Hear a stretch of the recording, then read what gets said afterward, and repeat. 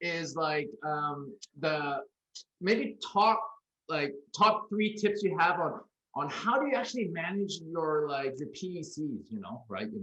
How do you manage them and not overwhelm them, and stress them out, especially during like the COVID crisis and like there's a lot of personal stuff going on. Like there's this like weird balance between like there's some business objectives, but there's also like personal challenges going at home right now. Yeah. Right?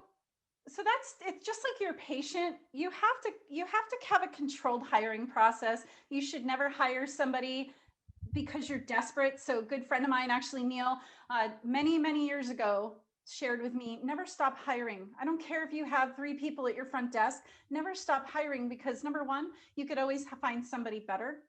So management starts from your interview, just like your first phone call starts managing your patients, managing your staff.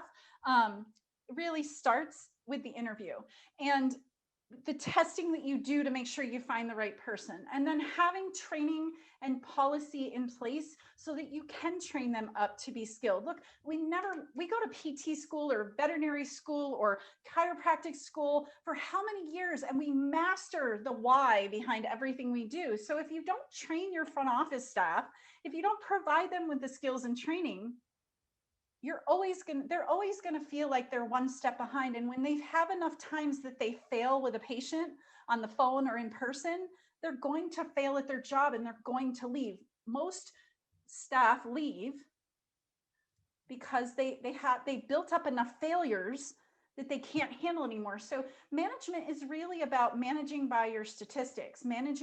They have to know their stats. They have to know what gets them their stats. That's a big thing, like what I teach. What do you do now? Okay. What do you do now? Like, I get it. Like, like I love the fact that always be hiring. Okay. Like we should like, and we should start from the interview process. But what do you do with like now? Like you got 3 people, like do you get rid of them, or like do you like what is something tactical they can start next week? Because I think a lot of people are metrics. this weird crossroads, right?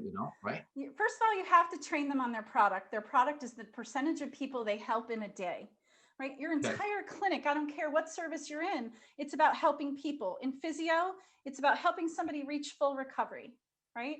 If you don't help somebody, if you don't stay focused on that as a practice, you will not be successful. So your management is all about their metrics. You teach them what their product is, their metrics measure their product, and you provide them with the right scripting and training so that they can be successful. So that would be my first suggestion, is you hire really well, slowly, you find the right people, and it doesn't have to be they have skills. It's okay to train them. My most successful people have come to me from, one came from a lawyer's office, one came from right out of grad school, and another came he worked at, Old Navy.